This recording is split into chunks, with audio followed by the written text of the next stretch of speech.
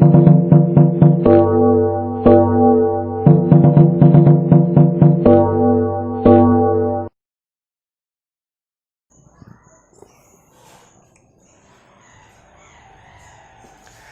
बच्चों, कैसे हैं बेटा। आज हम सारे क्वेश्चन सॉल्व कर रहे हैं जो चैप्टर 10 में दिए हुए हैं, right. The first question is define the principal focus of concave mirror. Concave mirror की प्रिंसिपल फोकस डिफाइन करने उन्होंने कहा है। जब भी कोई आपसे कॉनकेव मिरर बोले, फर्स्ट थिंग कॉनकेव मिरर की इमेज बन जाना चाहिए। जो भी रे प्रिंसिपल एक्सिस के पैरेलल आती हैं, आफ्टर रिफ्लेक्शन प्रिंसिपल एक्सिस के एक पॉइंट पर मिलती है, इसे हम बोलते हैं फोकस या प्राइमरी फोकस। तो चलिए आंसर लिखते हैं। Light ray that are parallel to principal axis of concave mirror converge at a specific point on its principal axis after reflecting from the mirror. This point is known as principal focus of concave mirror. जो race parallel आती है, जिस point पर converge होती है, उसे हम principal focus कहते हैं। अभी हम जो सॉल्व कर रहे हैं पेज नंबर 168 है, उसका फर्स्ट क्वेश्चन किया। अब पेज नंबर 168 का question number second. The radius of curvature of a spherical mirror is 20 centimetre. What is it's focal length. Spherical mirror की रेडियस ऑफ कर्वेचर दिया है। रेडियस ऑफ कर्वेचर दिया है मतलब आर दिया है। तो आर की वैल्यू उन्होंने दी है आर इक्वल्स टू 20 सेंटीमीटर, और आपको उसने एफ पूछा है ना, फोकल लेंथ पूछा है। क्या करें भाई, F equals to R by 2, 20 by 2 means 10 centimetre. Chocolate question था, राइट। तो we can write hence the focal length of given spherical mirror is 10 centimetre. Question number 3, name the mirror that can give an erect and enlarged image of an object. Object की erect और enlarged image जो देता है। Convex mirror में image erect तो होती है लेकिन डिमिनिश्ड होती है। प्लेन मिरर में भी इमेज इरेक्ट होती है लेकिन सेम साइज की होती है। ये दोनों काम नहीं आएंगी। एनलार्ज बोला है, that's why we have to take concave mirror, है ना। अब कॉनकेव मिरर में ऑब्जेक्ट को कहां रखने से ऐसी इमेज बनेगी, जरा सोचें। यस, पोल और फोकस के बीच। Now place the answer. When an object is placed between pole and primary focus या principal focus of concave mirror, the image formed is virtual, erect and enlarged. इसका मतलब हमें कौन सा मिरर यूज करना पड़ेगा, कॉनकेव मिरर, और object को कहां रखना पड़ेगा, पोल और फोकस के बीच। पक्की बात। Now please the next question. क्या है अगला question. Why do we prefer convex mirror as rear view mirror. हमने कॉन्वेक्स मिरर को रेयर व्यू मिरर की तरह क्यों यूज करते हैं। मतलब आपकी गाड़ियों का साइड वाला जो मिरर होता है, स्कूटीज में, कार में, बाइक्स में जो बाजू में मिरर होता है वो रेयर व्यू मिरर होता है। उसका रीज़न है कि सबसे पहली बात तो बहुत वाइड एरिया कवर करता है, बहुत बड़े एरिया की इमेज जो छोटे से मिरर में आती है, और साथ में वो इरेक्ट होती है। मतलब हमें पीछे से ट्रक आ रहा है तो ट्रक भी हमको सीधा ही दिखाई देगा, अगर बस आ रही तो भी सीधी दिखाई देगी। तो भाई ये सारे रीजन से जो यूजफुल बनाते हैं किसे, कॉन्वेक्स मिरर को as a rear view mirror. Right the answer, convex mirror gives a virtual erect and diminished image, virtual erect and diminished image of the object placed in front of them, they preferred as a rear view mirror in vehicles because they give a wider field of view which allow the driver to see most of the traffic behind them. ये थे 168 के सारे questions. अब चलते page number 171 में। Page number 171 का first question है find the focal length of convex mirror whose radius of curvature is 32 centimetre. Same question है बेटा, इस बार आपको आर की वैल्यू उन्होंने दी है 32। इस बार कौन सा मिरर बोला है? Convex mirror. पिछली बार स्फेरिकल मिरर बोला था, रिलेशन वही होगा। तो आपके पास आर की वैल्यू है कितनी? 32 सेंटीमीटर। एफ आपको फाइंड करना है, रिलेशन वही होता है, F equals to R by 2, 32 by 2 मतलब 16 centimetre. The answer is 16 centimetre. ठीक है, hence the focal length of given convex mirror is 16 centimetre. Now the next question, a concave mirror produces 3 times magnified real image of object placed at 10 centimeter front of it. Where is the image located? ये question थोड़ा अच्छा question है ना। चलिए क्या क्या दिया है, जिन वर्ड्स पे गौर करना है आपको, इसमें जो कुछ भी दिया है उसमें। तो बेटा सबसे पहली बात उसने बोला है कि concave mirror produces 3 times magnified enlarged real image, मतलब कि इमेज बड़ी हो रही है ऑब्जेक्ट की तुलना में कितनी? 3 times, बट वो रियल इमेज है।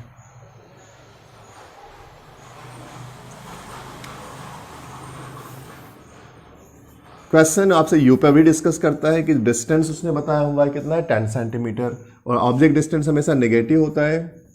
यू की वैल्यू कितनी हो गई? 10 सेंटीमीटर। और उसने मैग्निफिकेशन की बात किया, तो मैग्निफिकेशन का फॉर्मूला क्या होता है? m equals to height of image upon height of object equals to minus v upon u। ये फॉर्मूला याद है सबको? Very good. तो बेटा अब यहां पे देखो, अगर हम यहां पे h डैश और h की बात करें, height of object, height of object, height of object, height of object equals to कितनी होगी? मान लेते हैं h है। अच्छा, इसको डिनोट भी h से ही करते हैं ना, कितना है? h है। हाइट ऑफ इमेज कितनी होगी? 3 टाइम्स ज्यादा बोला है उसने, तो कितनी हो जाएगी? 3h। बट रियल बोला था, ये पॉइंट इंपॉर्टेंट है, रियल बोला था। रियल इमेज क्या होगी? प्रिंसिपल एक्सिस के नीचे बनेगी, इन्वर्टेड होगी ना रियल, इसलिए उसकी हाइट कैसी होगी? नेगेटिव। इसलिए अपन 3h को क्या लिखेंगे? -3h। ये पॉइंट इंपॉर्टेंट है। अब आपने इतना कर लिया, अब चलो रिलेशन स्टेबल कर लेते हैं इनमें। h डैश की वैल्यू कितनी ले ली? -3h अपॉन h की वैल्यू h है equals to -v upon u। s से s कैंसिल, माइनस से minus cancel, 3 equals to v upon u। इसलिए हम बोल सकते हैं कि v इक्वल्स टू कितना होगा? 3u। ओके, अब आप ध्यान रखिए u की वैल्यू आपके पास है -10, तो v इक्वल्स टू 3 -10 मतलब v इक्वल्स टू -30 सेंटीमीटर। ये तो क्वेश्चन पूछा था उसने आपसे, सिंपल था। Hence, negative sign indicates that an inverted image is formed at distance of 30 centimeter in front of given concave mirror. Page number 171 का question number, sorry page number 171 तो हो गया ना, अब होगा पेज नंबर 176। 176 का question number 1, a ray of light traveling in air enters obliquely into water. Does the light ray bend towards the normal or away the normal, and why? ध्यान दें, मान लीजिए ये वाटर बॉडी है और ये air है। उन्होंने क्वेश्चन में बोला है कि लाइट रे travelling in air इंटर्स into water, तिरछी आ रही थी और एयर से वाटर में इंटर कर गई, उसे जाना ऐसे चाहिए था। The density of water is more than air, यहां पे नॉर्मल होगा तो नॉर्मल की तरफ बैंड होगी और ऐसे चले जाएगी। कंफर्म? पूछा था कि टुवर्ड्स द नॉर्मल बैंड होगी या अवे द नॉर्मल होगी, तो आंसर क्या होगा? Towards the normal, towards the normal. The light रे bands towards the normal when light रे travel from rarer medium to denser medium. It gives rarer medium to denser medium, it gets bent towards the normal. Since water is optically denser than air, the light ray traveling from air into water will bend towards the normal. Normal की तरफ band हो जाएगी. एक concept भी दिया हुआ है आप लोगों को, कोई नई चीज़ नहीं है, क्लासेस में करवाया हुआ है. चलिए question number second. Light enters from air to glass. Light enters from air to glass. अभी ग्लास है, क्वेश्चन बदल दिया उसने. Question number second. Light enters from air to glass having refractive index 1.50. जो रिफ्रैक्टिव इंडेक्स है वो कितना है? 1.50. रिफ्रैक्टिव इंडेक्स की यूनिट क्या होती है? रिफ्रैक्टिव इंडेक्स रेशियो है, रेशियो की यूनिट नहीं होती. कंप्लीट फिजिक्स में जब भी रेशियो आएंगे, कांस्टेंट्स आएंगे, उनकी यूनिट नहीं होगी. Refractive index 1.50. What is the speed of light? What is the speed of light in the glass? और स्पीड ऑफ लाइट वैक्यूम में उसने दी हुई है. तो स्पीड ऑफ लाइट वैक्यूम में कितनी होती है? बेटा देखो, पहले की बात, रिफ्रैक्टिव इंडेक्स निकालना है. मतलब क्या निकालना है? रिफ्रैक्टिव इंडेक्स को क्या बोल सकते हैं? पर्टिकुलर मीडियम में. Refractive index denoted by N, particular medium M में. कैसे निकाला जाता है? यानी एब्सोल्यूट रिफ्रैक्टिव इंडेक्स की बात कर रहे हैं, वैक्यूम में और प्लस मीडियम में कंपैरिजन किया जाता है. तो speed of light, speed of light in vacuum. Vacuum भी हो सकता है, एयर भी हो सकता है. Speed of light in vacuum upon speed of light in particular medium. कोई भी मीडियम हो सकता है, नाम तो दिया नहीं उसने. क्या होता है? C upon V. मतलब कि हम लिख सकते हैं कि N M equals to C upon V. उन्होंने पूछा आपको स्पीड उस मीडियम में, मतलब किस में पूछा है? ग्लास में. इसका मतलब मैं ऐसे भी तो लिख सकता हूं, V equals to C upon N M. C जो स्पीड दी हुई है उसने, वैक्यूम स्पीड कितनी होती है?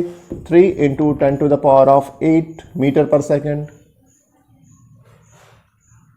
और अब आपको ग्लास के लिए निकालना है. ये दिया हुआ है आपको, रिफ्रैक्टिव इंडेक्स कितना था? 1.5. मतलब 30 अपन 15 मान सकता हूं. तो आंसर कितना आ जाएगा? 2 into 10 to the power of 8 metre पर सेकेंड. बहुत मुश्किल क्वेश्चन है, कर लेंगे. Very good. Now question number 3. Find out from table 10.3. आपकी बुक में एक टेबल है 10.3, उसे देख लीजिएगा. Medium having highest optical density, also find the medium with lowest optical density. उन्होंने बोला है कि उस टेबल को देख के बताएं कि किस मीडियम की ऑप्टिकल डेंसिटी हाईएस्ट है और किस मीडियम की ऑप्टिकल डेंसिटी लोवेस्ट है. मतलब दो चीजें बतानी है, ऑप्टिकल डेंसिटी किसकी सबसे ज्यादा और किसकी कम है. बेटा सबसे पहली बात, टेबल में रिफ्रैक्टिव इंडेक्स है. अब रिफ्रैक्टिव इंडेक्स का डेंसिटी से क्या रिलेशन होगा? तो ध्यान रखना, मोर रिफ्रैक्टिव इंडेक्स मतलब मोर डेंसिटी. ठीक है, तो जिसकी रिफ्रैक्टिव इंडेक्स ज्यादा होगा उसकी ऑप्टिकल डेंसिटी भी ज्यादा होगी. तो आप टेबल में देखिए कि सबसे अधिक रिफ्रैक्टिव इंडेक्स किसका है? डायमंड का. तो we can write the highest optical density equals to diamond और lowest optical density equals to air, क्योंकि एयर का रिफ्रैक्टिव इंडेक्स सबसे कम है. Confirm? Now next question. Next question आपसे फिर इसी से जुड़ा हुआ है. You are given kerosene, turpentine and water. आपके पास तीन चीजें दी हुई है, कैरोसिन दिया है, टर्पेंटाइन दिया है और वाटर दिया है. In which of these does the light travel fastest? Use the information given in table. बेटा पिछले वाले में रिफ्रैक्टिव इंडेक्स से डेंसिटी का रिलेशन के पर बेस्ड क्वेश्चन पूछा था. इस बार रिफ्रैक्टिव इंडेक्स से स्पीड से रिलेटेड क्वेश्चन पूछा है. तो ध्यान रखना, जहां रिफ्रैक्टिव इंडेक्स इनवर्सली प्रोपोर्शनल होता है स्पीड के. Speed of light in a medium is given by relation of refractive index like this.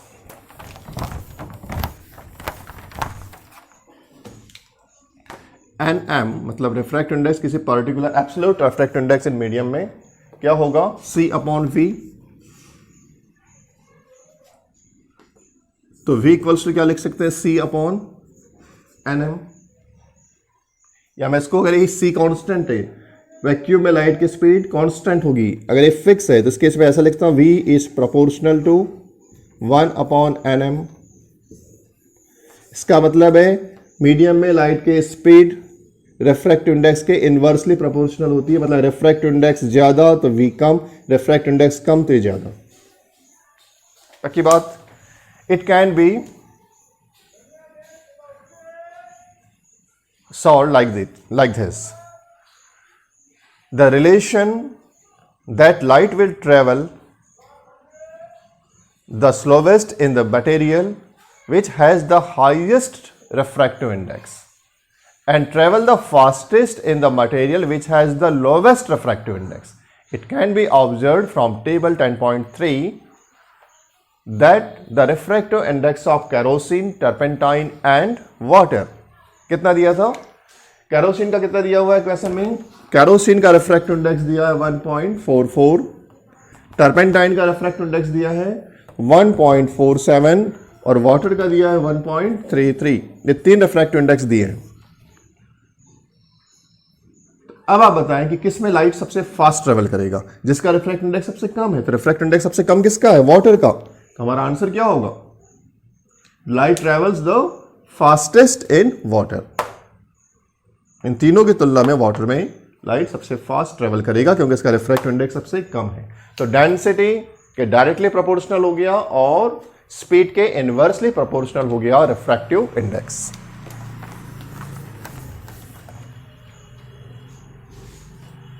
Now question number 5, the refractive index of diamond is 2.42। Diamond का रिफ्रैक्टिव इंडेक्स कितना होता है? 2.42। What is the meaning of this statement? इस statement की meaning पूछा उसने कि इस स्टेटमेंट की मीनिंग समझाएं। हम कई प्रकार से बता सकते हैं। हमें बोल सकते हैं भाई कि जो एक्चुअली स्पीड से रिलेट करता है, एब्सोल्यूट जो रिफ्रैक्टिव इंडेक्स होता है, ये वैक्यूम की तुलना में पर्टिकुलर मीडियम में लाइट की स्पीड कितनी है यही तो बताता है। Refractive index of a medium is related to the speed of light in medium by the relation nm equals to c upon v, speed of light in vacuum, speed of light in particular medium, where c is speed of light in vacuum or air. The refractive index of diamond is 2.42. This suggests that the speed of light in diamond will reduce by the factor 2.42 compared to speed of air.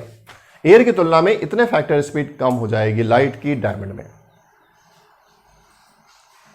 अब चलते page number 184 पे। Page number 184 का first question है, define the dioptre of power of lens. पिछला lecture देख लीजिएगा, ये वाला क्वेश्चन मैंने सॉल्व करवा दिया था डायप्टर को, है ना? किसका फोकल लेंथ का रेसिप्रोकल होता है लेकिन मीटर में। याद है आप लोगों को? याद है या नहीं है? क्या बताया था? P इक्वल्स टू 1/f, लेकिन अगर डायप्टर लिया है D इक्वल्स टू 1/, यहां पे चूंकि ये SI यूनिट है इसलिए ये जो फोकल लेंथ है किसमें होना चाहिए? मीटर में, तो 1/m, इसलिए D इक्वल्स टू कितना हो जाएगा? 1 पर -1 की पावर। तो 1 डायप्टर इक्वल्स टू 1 मीटर -1 का पावर होगा। ठीक है? 1 dioptre defined as the power of lens of focal length 1 metre. एक नेक्स्ट क्वेश्चन है, a convex lens forms a real and inverted image of needle at distance 50 cm from it. Where is the needle placed in front of convex lens? If the image is equal to the size of object, find the power of lens. ये question भी मैंने solve कराया है, ध्यान रखिए। Same size की बनेगी, मतलब कि एक 2f1 पर होगा तो इमेज 2f2 पर बनेगी। लेंस कौन सा है? कॉन्वेक्स लेंस है। और मैग्निफिकेशन और उसके बाद पावर ऑफ लेंस कैलकुलेट करना है। ये क्वेश्चन मैंने सॉल्व करवा दिया था, आप लोग देख लीजिएगा पिछले लेक्चर से। तो क्वेश्चन नंबर 2 सॉल्व कर चुके हैं।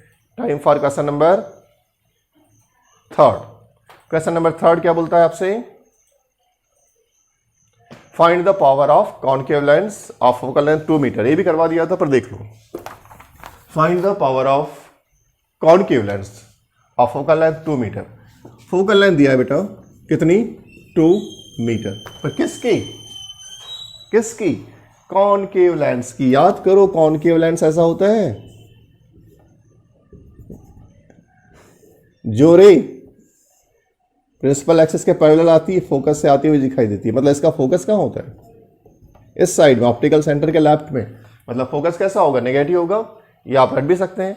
इसका मतलब एफ की वैल्यू कितने लिखेंगे? एफ इक्वल्स टू -2m, क्योंकि इसकी primary focus left hand side में होता है ऑप्टिकल सेंटर के। P इक्वल्स टू हमें पता है 1/f, किस में? मीटर में। क्वेश्चन ने मीटर दिया है, अगर मीटर की जगह सेंटीमीटर में होता था मीटर में कन्वर्ट करते। P इक्वल्स टू 1/-2, मतलब कितना हो जाएगा? -0.5। यूनिट क्या होगी? Dioptre. Hence power of given concave lens is -0.5 diopter। ये क्वेश्चन हालांकि मैंने शायद करवा दिया था। अब चलते हैं एक्सरसाइजेस पर। तो एक्सरसाइज के लिए एक टास्क देते हैं। एक दिन आप बैठ के पूरे एक्सरसाइज सॉल्व करने की कोशिश करें। जो मल्टीपल चॉइसेस होंगे उनको पीछे से देखे बगैर टिक करने की कोशिश करें और पीछे के आंसर्स आप चेक करेंगे। और उसके बाद जितने न्यूमेरिकल और कॉन्सेप्चुअल क्वेश्चन है उसको आप सॉल्व करने की कोशिश करें खुद से। नेक्स्ट क्लास में मैं सारी एक्सरसाइज सॉल्व करा दूंगा। तो नेक्स्ट क्लास फाइनल क्लास होगी। नेक्स्ट लेक्चर जो आएगा वो समापन समारोह होगा लाइट के लिए, और इसके बाद हम स्टार्ट करेंगे नेक्स्ट चैप्टर ह्यूमन आई।